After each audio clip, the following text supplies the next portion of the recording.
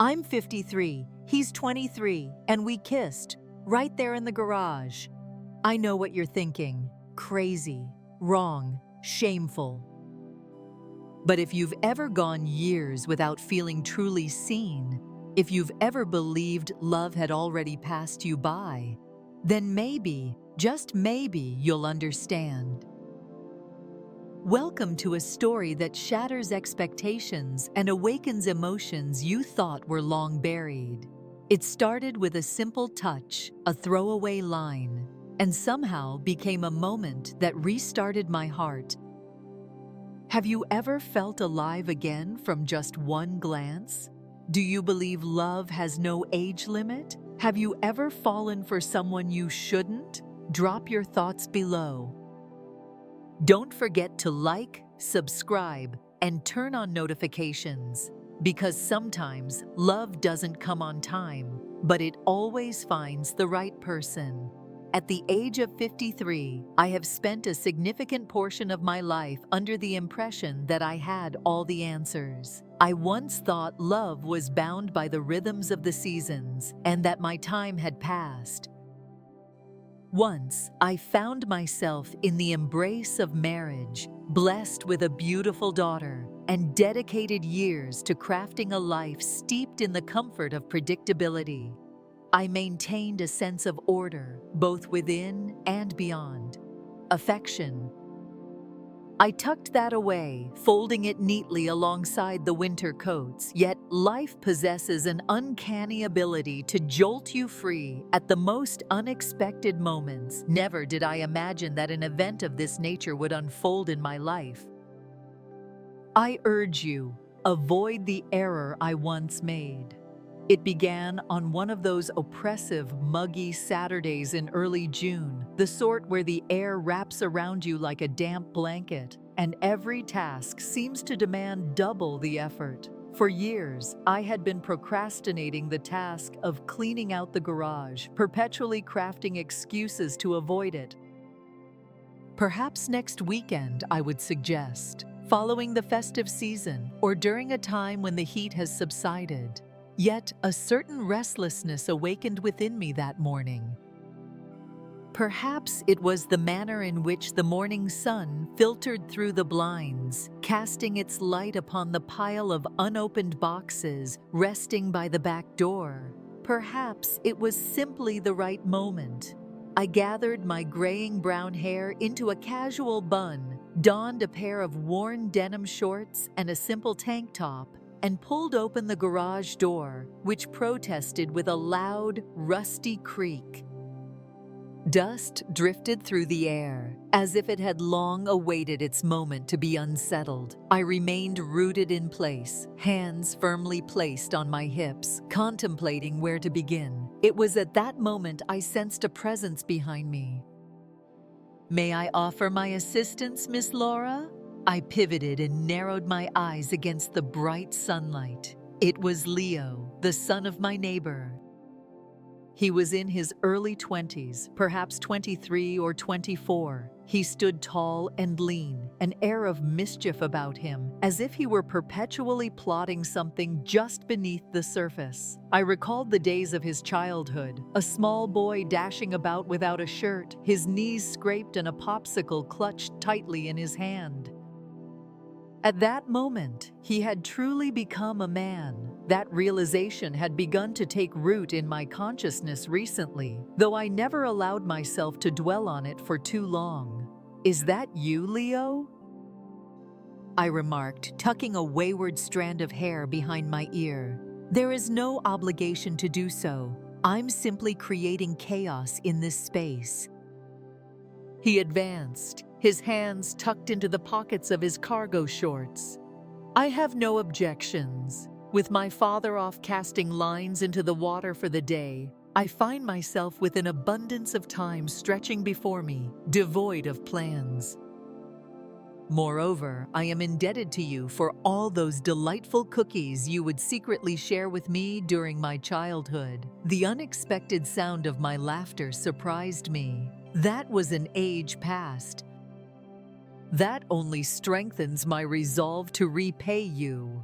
In an instant, he seized a pair of gloves from a hook on the wall and began to lift a hefty box labeled XMASDQR. I felt the urge to halt him, to assert that I was perfectly all right, yet there was an inexplicable solace in the shared solitude of that moment.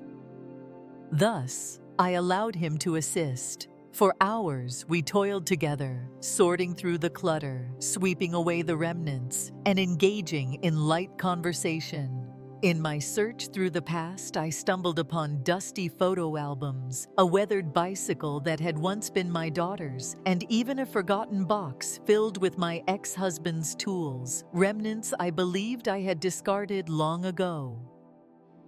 With every object, a recollection emerged, some delightful, others piercing. Leo refrained from probing. He simply absorbed the moment, interjecting with a quip now and then, or effortlessly hoisting objects that surpassed my own strength. His presence somehow infused the task with a sense of ease. At one moment, I noticed him observing me as I cleaned an aged shelving unit. It was not merely a boy's gaze. It was truly extraordinary. I chose to remain silent, yet a peculiar tightness gripped my chest, not from unease, but from a swirling sense of bewilderment. It had been years since anyone had looked at me in such a way. As the sun started its descent, casting elongated amber shadows over the driveway, I offered him a chilled bottle of lemonade from the fridge. We lingered on the garage steps, beads of sweat shimmering on our arms, an unspoken silence enveloping us. "You performed admirably today," I remarked. "My sincere gratitude to you." He cast his gaze upon his hands before returning his eyes to mine. "Your presence is something I truly enjoy. You know that, right? You don't regard me as a child." A smile crept across my face, though words eluded me. "Indeed, that role no longer applies to you." He let out a soft laugh, though it dwindled just as swiftly. "At times it seems you overlook the exquisite beauty that resides within you." That brought me to a halt. I pivoted to confront him, uncertainty gnawing at me as I questioned whether I had truly heard him correctly. His expression was gentle, devoid of any mockery. There existed neither sarcasm nor youthful allure, only a stark honesty. In that moment, my heart seemed to rediscover a new cadence, as if it had forgotten how to beat in a different rhythm. I rose abruptly, my hands sweeping across the fabric of my shorts. "It is time for me to begin preparing dinner." He nodded, remaining by my side. "Indeed, indeed." "I appreciate the lemonade." He strolled away at a leisurely pace, casting a final glance over his shoulder before vanishing down the driveway. I shut the garage door, my hands quivering ever so slightly. Inside, I rested against the kitchen counter, the air cooler, yet still insufficient to quell the warmth surging beneath my skin. It was merely a fleeting instant, a brief look, a single phrase, yet there was an unmistakable shift in the air. The following morning, I found myself at the kitchen sink, gazing out the window as my coffee slowly cooled in my grasp. The sun filtered through the trees, illuminating the dew on the grass like a constellation of tiny stars, yet my mind was consumed by Leo's words. Asterisk, there are moments when I believe you overlook the beauty that resides within you. Asterisk. It resonated in my mind like an unwelcome tune, yet I found myself unable to silence the soft refrain. I had grown unaccustomed to being regarded in such a manner. It has been 8 long years since my divorce. Since that time, I had come to accept the tranquility of mornings, the camaraderie of book clubs, and the charm of garden shows on Sundays. Secure. Unsurprising, straightforward, yet yesterday stirred something within me. Or perhaps it stirred something within. I endeavored to navigate my day as if nothing had shifted. With a gentle sweep, I cleared the floors, meticulously folded the laundry, and tenderly watered the succulents basking in the sunlight by the window. Yet whenever I took a moment to reflect, my thoughts would drift to his eyes, their sincerity illuminated by that golden glow. To him, it was never just a game. I could discern that much. As the sun began to dip towards the horizon, the familiar sound of his father's old truck rumbled into the driveway. I stole a glance through the blinds, if only for a fleeting moment, and there he stood. Leo, bare-chested, was unloading an item from the rear of the truck. His body flowed with an effortless assurance that young men often possess, seemingly unaware of its presence. As he hoisted the small cooler, his muscles rippled with strength, prompting me to avert my gaze, a wave of embarrassment washing over me. This was utterly ridiculous. I was of an age that allowed me to befriend his mother, and I was his mother's friend. We attended the same church gatherings, crafting pies for the identical fundraisers. I had cradled him in my arms as an infant, for goodness sake. That evening, I found myself compelled to bake a second batch of banana bread, carefully wrapping one in foil, just to be prepared. The following day, I spotted him outside, toying with the hedge trimmer. "Be careful not to cut the cord," I called from my porch, cradling the warm loaf in both hands. He lifted his gaze and offered a smile. "I have already completed that task, twice." With a chuckle, I descended the porch steps. Indeed, that's a unique approach to gaining knowledge. He approached me with a sense of purpose, accepting the bread with a nod of appreciation. "This wasn't necessary for you to do." I did not. I wanted to. He locked his eyes with mine, that familiar, silent intensity flickering behind them once more. Yesterday was a day I found quite enjoyable, numerous. A moment of stillness ensued. A silence enveloped us, not awkward but rich, as if it were poised, anticipating the arrival of the next perfect word. I too confessed. He appeared as though he had more to express, yet remained silent. He nodded slowly, a deliberate gesture that spoke volumes. "Would you like assistance in completing the remainder of the garage? We never reached the back corner." After a moment of uncertainty, a smile broke across my face. "Absolutely. Allow me a moment to retrieve my gloves." Within me, my heart pounded with a fervor I was reluctant to acknowledge. This time, we approached our work with a measured pace, taking care to be more intentional in our actions. The lighthearted exchange gradually ventured into deeper, more intimate realms. He shared his aspirations of returning to school for physical therapy, revealing how he had been toiling through the nights at a warehouse to accumulate savings. I paid careful attention, astonished by the extent of his growth, by all that had slipped by me during my time away. "You're different from the rest," he remarked at one moment, offering me a weathered toolbox. "You possess a remarkable ability to perceive the world around you, listen to others." Then I cast my gaze upon him. Truly observed. Perhaps I had simply reached a point where the silence in my life allowed me to truly value the sounds that matter. Once more, his lips formed that subtle smile. "That is precisely what I am conveying." As we knelt upon the cold cement floor, sifting through a box filled with forgotten tomes, our hands grazed against each other, a fleeting touch, a mere whisper of connection in that brief instant. Yet, it stirred something within me that I could not dismiss. He remained close. I did not either. The atmosphere had a distinct quality in that moment, heavier somehow. I cleared my throat, a subtle prelude to the words that were about to unfold. "I believe we've reached a satisfactory conclusion for today." Leo acknowledged with a nod, yet remained still. "May I pose a question to you?" Certainly. Do you find yourself feeling isolated? The inquiry landed gently against my heart, a subtle yet impactful blow, not due to its invasive nature, but rather because it was remarkably accurate. I hesitated before responding.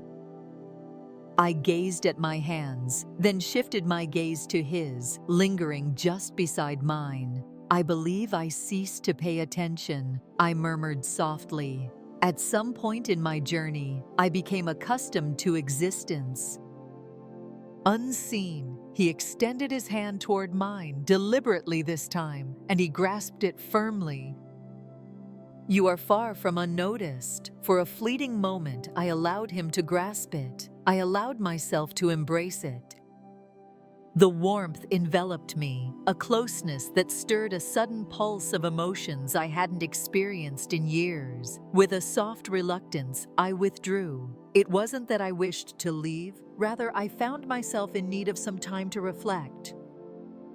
It is time to unravel the mystery of what this truly was. What a curious situation we were stepping into. I ought to begin preparing dinner, I murmured gently. He rose to his feet and extended his hand to assist me in standing. Of course, should you ever seek companionship, even for a simple conversation, know that I am just next door. As he departed, I remained in the midst of my half-tidy garage, cradling that warmth in my chest as if it were a cherished secret. Uncertainty loomed over me, leaving me in suspense about what would unfold next. Yet, I was aware that something had transpired. The week that followed unfolded in an unusual cadence, serene on the surface yet tumultuous within. I occupied my time with various tasks, pruned the hedges, rearranged the pantry, and gave the weathered bench in the backyard a fresh coat of paint. Yet, in those hushed intervals, with a cup of coffee in hand, while soaking in the bath or just before surrendering to slumber, I found myself revisiting that question time and again. Asterisk, do you find yourself feeling lonely? Asterisk, it had pried open a door I had kept tightly sealed for years. As the doors swung wide, an unsettling realization washed over me. The house echoed with an emptiness that lingered in the stillness of the night. It had been ages since anyone had inquired about the state of my day. How long it had been since someone touched my hand, not out of obligation, but because they truly desired to. It had been days since I last laid eyes on Leo. I truly didn't foresee it, not at all. A fragment of my being wished that the incident in the garage had instilled a sense of fear in him, a reminder that I was merely a middle-aged woman, adorned with reading glasses and devoted to a skincare routine that concealed the reality beneath the surface. As Friday evening unfolded, the sky began to don its lavender hue, a prelude to dusk, when a knock echoed at my back door. I dried my hands on a dish towel and unfolded it. Leo lingered in that moment, a bottle of wine cradled in one hand and a plastic bag containing 2 delicate teacup containers in the other.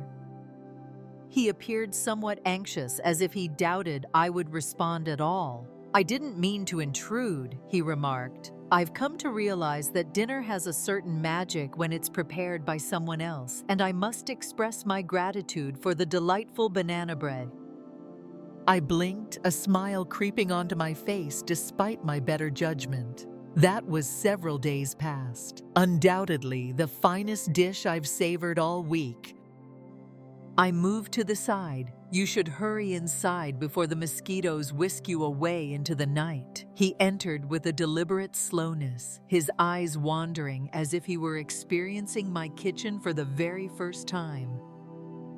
Perhaps it was. Typically, I kept my distance from others, but this evening, it seemed right to open up. We settled at the quaint table by the window, unsealed the containers of Thai food, my favorite, and filled 2 glasses with wine. The dialogue flowed effortlessly. He shared with me the details of his childhood, those awkward years that I had largely overlooked while nurturing my daughter and grappling with my own heartache. I shared with him thoughts that had remained unspoken for years. In the quiet hours of the night, I found myself restless, pondering whether I was merely biding my time until the inevitable arrival of age.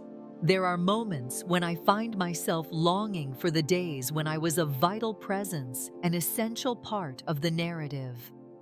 "I understand," he murmured, his voice barely above a whisper.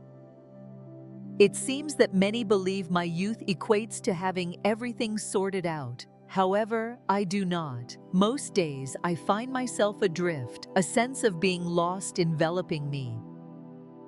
A stillness enveloped us in that moment, not clumsy, merely personal. It felt as though we were exchanging a silent understanding that lingered just beyond the spoken language. As the night deepened, I rose to gather the dishes. Leo trailed behind, gently relieving me of the plates, his presence brushing against me in the cramped confines of the kitchen. The warmth of his presence enveloped me from behind. Soft, attentive, vibrant. I turned to utter a word, any word, to alleviate the palpable tension, yet he stood nearer than I had anticipated. His voice floated softly, barely rising above a whisper. That day in the garage lingers in my thoughts, my throat constricted. I share that sentiment as well. His hand rose, not to seize me, not to possess, but to tenderly brush a strand of hair from my cheek. His touch was gentle, as if he feared I might shatter or vanish into thin air. "You're not what I anticipated," he remarked. "Neither are you," I responded. In that moment, silence enveloped everything. Not devoid, electrified, I ought to have taken a step back. I ought to have lightened the mood with a jest, shifted my position, or redirected the conversation. Yet, I chose not to. I stood there, inhaling the moment as if I had been holding my breath for an eternity. As his lips grazed mine, gentle and hesitant, I surrendered to the moment. It lacked both urgency and fervor. The stillness enveloped the surroundings. Contemplative, is it akin to a question? And for the first time in what seemed like an eternity, I responded. As we said our goodbyes, silence enveloped me, and words eluded my lips. I examined his features closely. In that fleeting moment, he appeared exposed, shedding the guise of a self-assured young man, revealing instead a soul daring to stake something genuine. "This is quite intricate," I finally remarked. "I understand," he responded, "yet it doesn't seem amiss." Yet it did not. At that particular instant, not at all. He chose not to remain. I never requested that of him.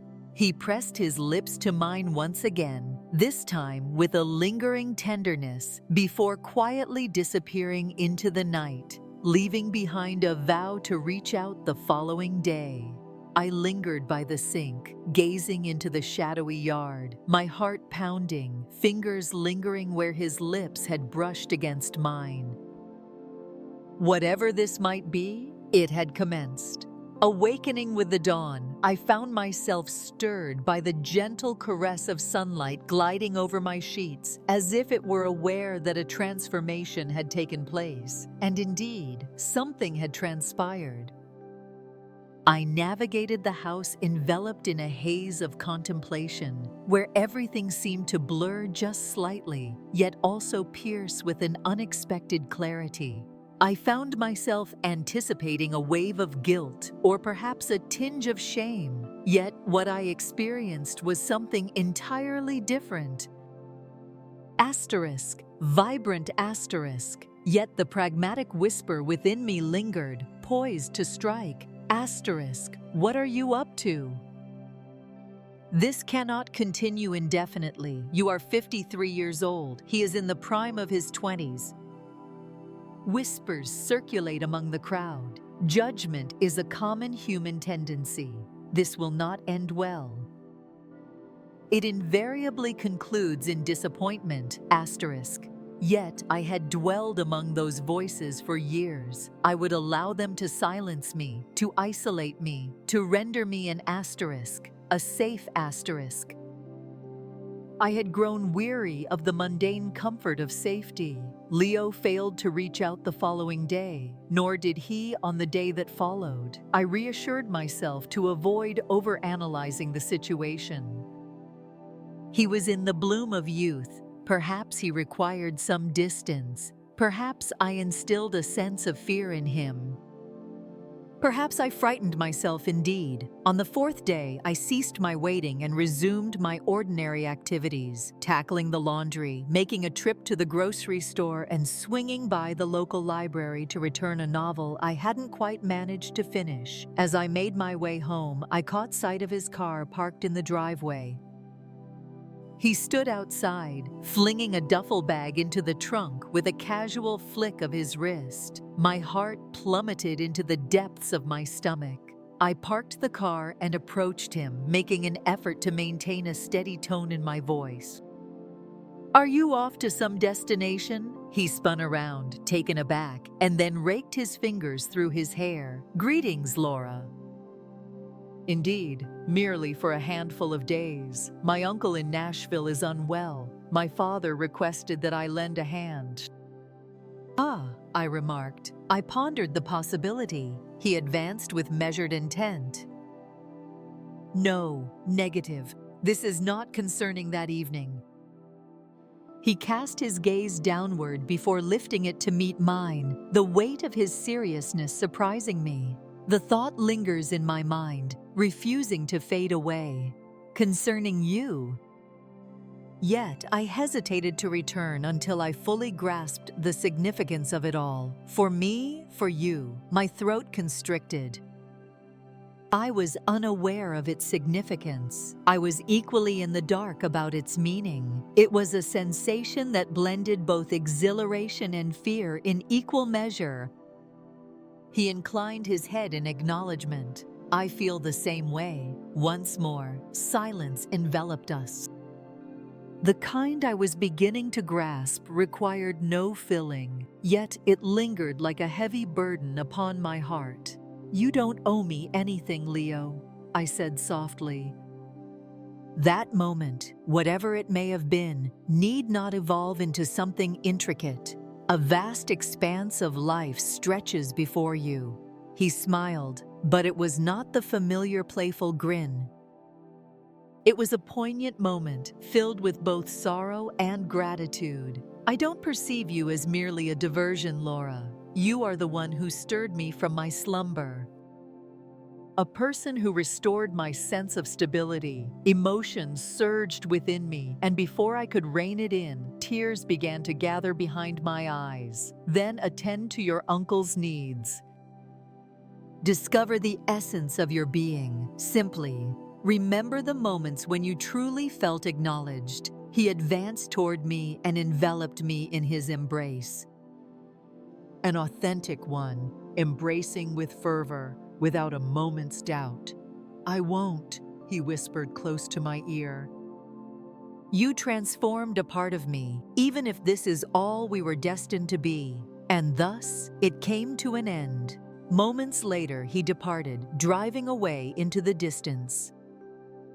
I lingered in the driveway, observing the dust disperse in the wake of his departure. My heart a paradox of fullness and emptiness. Time slipped by, week after week. He sent a few messages. News regarding his uncle, images of vintage record stores in Nashville, and even a clip of a dog that brought to mind one I once owned. We didn't discuss us, and I believe that was just fine, for I felt a change within myself as well. Resumed my journey with the brush once more. I enrolled in a yoga class, forged new friendships at the local co-op, and even ventured on a date with a gentleman from church. Just a casual gathering over coffee and some light conversation. I was not in pursuit of anything. Once more, I found myself wide awake. As dusk settled, I found myself in the garage, a space now transformed into a realm of cleanliness and order. The atmosphere was serene, tranquil, slightly more inviting than I recalled, and I smiled, for a revelation dawned upon me, one I longed to have heard years before. Occasionally, it is the most unforeseen instances, those that defy convention, provoke raised eyebrows, and invite hushed conversations, that ultimately lead you back to your true self. On that day in the garage, I believed I was sifting through the remnants of the past. Yet, I was clearing space for the unfamiliar, for another presence, for me.